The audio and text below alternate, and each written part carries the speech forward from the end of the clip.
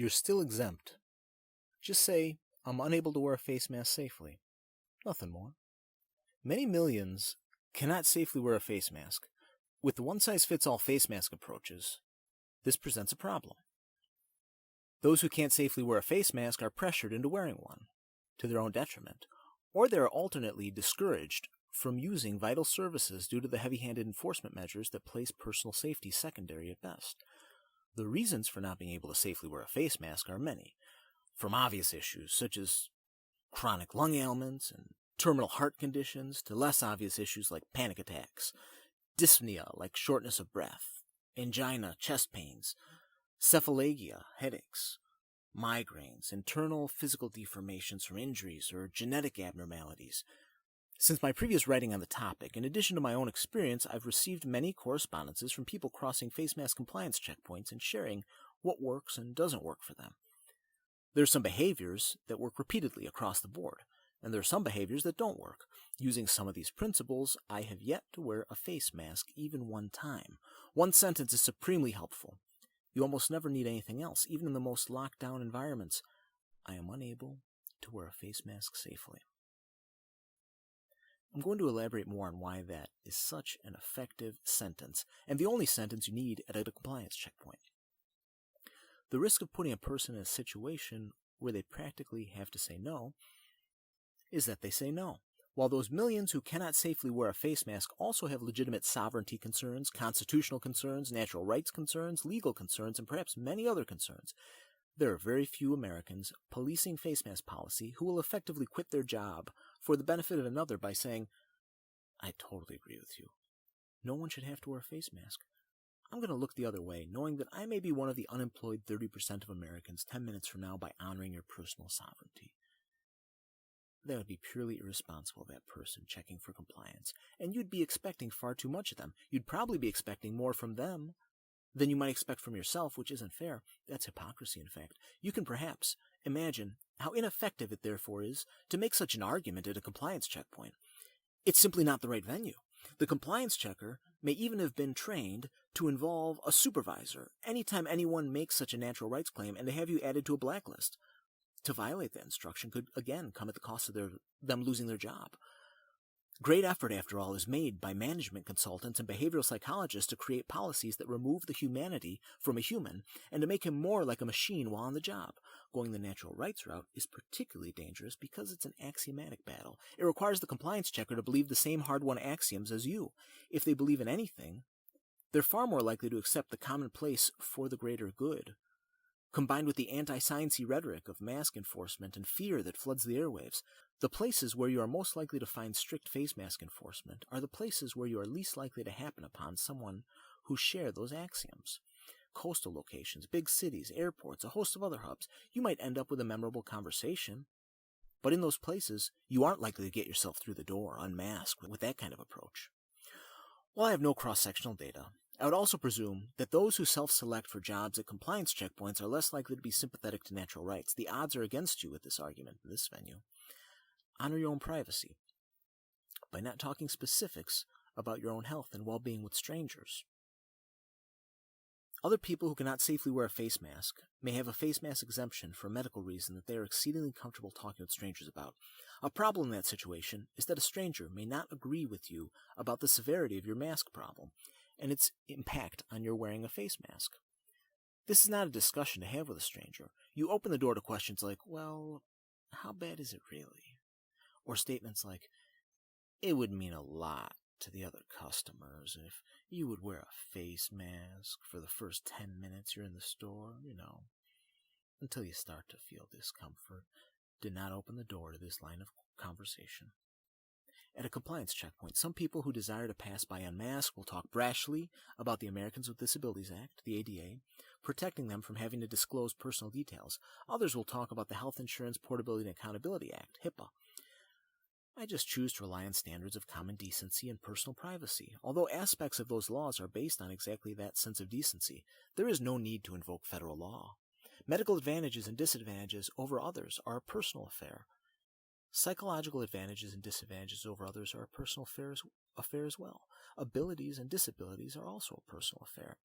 I recognize this sounds quaint in a place and time when people fly flags from their home, tattoo their bodies, and wear handkerchiefs to publicly proclaim private matters such as their sexual proclivities or other exceedingly private topics. Momentary, aberrative behavior does not change good sense. The wise man doesn't talk about his personal affairs with everyone he meets. The personal is personal, and the public is public. No stranger is entitled an entry into your personal affairs, no matter how much this era wants to make everything public. Except, of course, for the mischief of government, which must always be as secret as possible for the well-being of all, we are told. It is the wise who maintain a solid division between personal and public. The specifics of why you can't wear a face mask are nobody's business. Choosing to violate the basic concept of decency puts you at a disadvantage at a compliance checkpoint. Waving laws around can backfire easily, since pervasive laws can be detrimentally stumbled upon.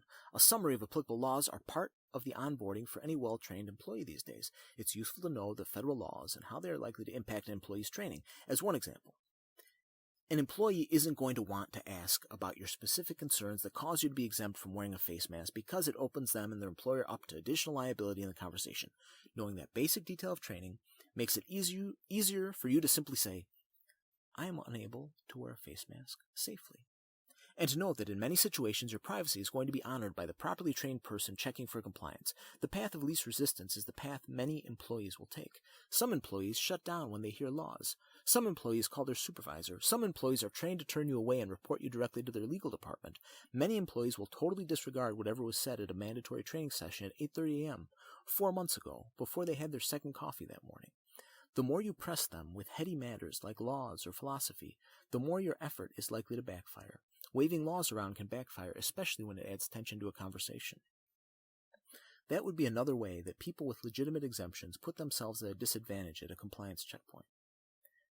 Escalation can backfire. Unless you've sized a person up and know what you're in for, don't try to go toe-to-toe with anyone manning a compliance checkpoint that you need to get to the other side of. The odds are against you. You won't have been the first to have gone toe-to-toe with them and lost. People enforcing face mask rules face resistance all day in adversarial settings and win. They've done it so much these past months that some of them have become expert at it. Others don't like going toe-to-toe with a customer and back down. There's little way to know who will be who. Additionally, by this point in the process, there are many redundancies built in, and at almost every checkpoint. You'll eventually lose if you go toe-to-toe and escalate tension. Insurance companies have understandably played a role. Insurance companies have skilled actuaries that know how to use statistics in the favor of the insurer. Insurance companies are consequently excellent at identifying cost-saving loopholes quickly after they appear. Insured businesses have heard clearly that they will not be protected from COVID lawsuits by their insurers if they are lax in their enforcement of what is widely considered established science. Perhaps after 3 years of costly legal battles with an insurance company, a business owner may be able to finally establish that there is little science behind a face mask mandate.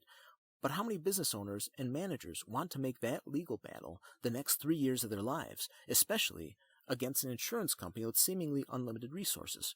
Push the employee to do something that will invalidate their insurance coverage, and you are putting yourself at a disadvantage at a compliance checkpoint. Business owners have bigger battles to fight, like staying open. As private enterprise contracts, many business owners are concerning themselves with merely keeping the doors open. To do otherwise is to disregard their shareholders. Unless the shareholders themselves are pushing against the face mask orders, it's unlikely the business will take a firm stand against mandatory face masks, whether it be mom and pop or a mega entity. In that environment, it's quite hard to win toe-to-toe. So many people are just thinking about preserving their jobs and preserving their businesses that even those who might have agreed in more prosperous times and would have stuck their necks out are unlikely to do so. By all means, if you've outsized influence with such businesses or special relations that could sway the discussion, voice your concerns. These concerns are best voiced in a calm setting, which is not likely to be at a checkpoint, but on the phone or by email ahead of time. As I covered in my last piece on this topic, what all people manning a checkpoint have in common? What they all have in common is their humanity. If you keep things nice and calm, and you behave in a friendly way, virtually all people are going to respond favorably to you. If you keep the issue of your exemption nice and focused by saying, I am unable to wear a face mask safely, almost all people will make exception for you. They won't ask questions. They won't give you a hard time. they won't ask much else. There's a little bit of humanity left in many face mask policies. The humanity is in the exemptions around someone making the statement, I am unable to wear a face mask safely. Some working at checkpoint might say, so what? Or the equivalent, especially if you look healthy. Stick with it and add a small clause if you want. I am exempt from your face mask policy because I am unable to wear a face mask safely. If they push further, you should feel comfortable saying, I'm not comfortable talking about this private matter with others. I am unable to wear a face mask safely. If that doesn't work, simply say, may I speak to someone else? I strongly recommend no other conversation at a compliance checkpoint. Almost all other conversations are losing conversations. If you are yelling, you're probably doing it wrong. If a bystander is recording you in hopes that your outburst will go viral, you're probably doing it wrong. Some compliance checkers might want to debate your condition. Some compliance checkers might want to see your doctor's note. The answer to that could be yes. Of course I have a doctor's note. 75% of those who ask will stop there. If they press to see your doctor's note, you can say you don't want to show the note because it mentions a personal condition of yours that you wish not to share with strangers. Very seldom, perhaps 1 in 10,000, will the conversation go there if you treat the other person as kindly as possible and stick with, I am unable to wear a face mask safely.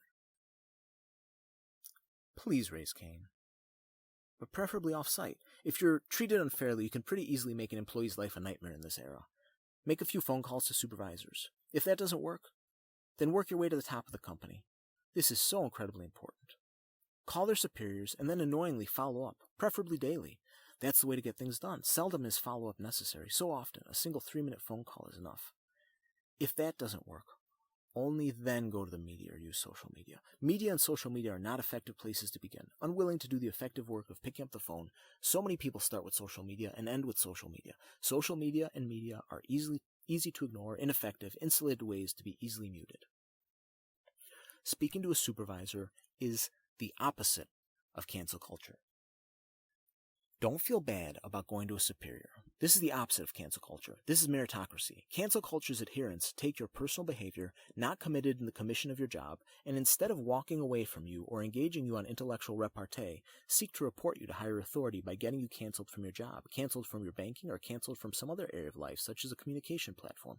Cancel culture is an ethical and moral violation and harmful to free individuals in a free society. In clear contrast, the world is benefited when an employee who does wrong to you in the commission of his job is reported for doing wrong. It helps improve his training, or perhaps moves him out of that job and into another job to which he is better suited. It may help an entire company improve policy, or may help to improve policy for the person who walks through that door tomorrow without a face mask. Complaining about first world problems is unlikely to benefit you as much as it is likely to shift policy to the benefit of others. It is a charitable and honorable thing to do, and many companies recognize that such feedback is hard to solicit and valuable to receive. You are right for reporting an employee who made your day a little worse with a face mask crackdown. Please do the world a favor and send that mini tyrant home with an earful from his boss to mull over. Figure out what you want out of this exchange. The main problem that causes people to unsuccessfully cross face mask compliance checkpoints is that they have not decided on a clear outcome that they are working toward. If you want to yell at someone at the top of your lungs in a public space about John Locke, and to be the ridiculed subject of Young Turk's video that makes the rounds on Twitter, with clips that perhaps the local Fox affiliate also picks up, then these suggestions probably aren't for you. There's a lot of stress in the world right now. Vast portions of the globe are effectively living in a state of communism without it being called such. I completely understand the need to blow off steam. If you have a standard of well-being for yourself that specifically excludes the use of a face mask and insists for yourself that you be allowed to go through your daily life without a face mask, then you are the audience for this piece. I am unable to wear a face mask safely is the easiest and most effective tool you can have at your disposal. Many honorable people have made an unsuccessful ruckus at a checkpoint, but it seems that some of them really just wanted to go through the day without wearing a face mask. That is sad. This article is for them. The act of making a ruckus and the act of successfully crossing a checkpoint unmasked are not always mutually exclusive, but are almost always mutually exclusive. Seeing if you fit into one of the checkboxes on a flowchart that a corporate functionary needs to check off will make it easier for you to pass. You make it easier for them to show you compassion. You may be one of the many millions who can simply say, I am unable to wear a face mask safely, and will be left alone to cross the compliance checkpoint unmasked. This lets you pass, and it lets them keep their job. It may not be perfect, but it provides for the primary want of each party to the interaction. Do you People have pulled guns over face masks. People have fought over face masks. And I know of at least one shopper who has died over a face mask, leaving a great absence in the world around the life of the deceased. It also leaves a great absence in the family and community of the father who pulled the trigger. Many lives will forever be altered for the worse by the horrible way that conflict was resolved. I imagine a world where this can be handled far differently.